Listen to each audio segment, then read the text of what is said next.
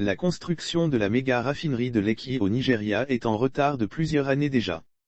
Son coût de financement a gonflé de près de 5 milliards de dollars pour atteindre près de 19 milliards de dollars aujourd'hui. Le milliardaire nigérian Aliko Dangote a démarré des pourparlers avec certains des plus grands négociants en pétrole du monde pour mobiliser un prêt afin de financer la construction de la méga-raffinerie. L'information a été donnée par Reuters le 15 septembre 2021. Selon des sources proches du dossier, le groupe Dangote qui porte le projet a besoin d'une importante injection de liquidités en raison des impacts économiques de la pandémie du coronavirus et de la flambée des coûts des matériaux. À cet effet, le milliardaire s'entretient depuis un mois avec les dirigeants de Trafigura et Vitol, deux des plus grands négociants en pétrole du monde.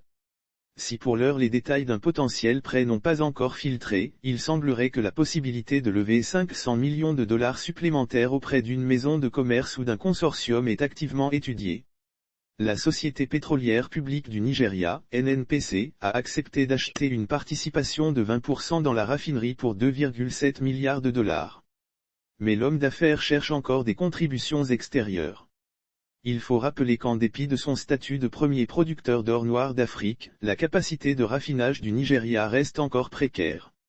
D'après le Natural Resource Governance Institute, un groupe de réflexion politique à but non lucratif, les raffineries moribondes sont la principale source de corruption et de gaspillage du pétrole dans le pays. Les travaux de réfection de ces dernières ont déjà cumulé plusieurs milliards de dollars, sans qu'elles offrent un fonctionnement optimal. La construction et la mise en service de la méga-raffinerie de Lekki permettra au Nigeria d'augmenter de 650 000 barils par jour supplémentaires sa capacité nationale.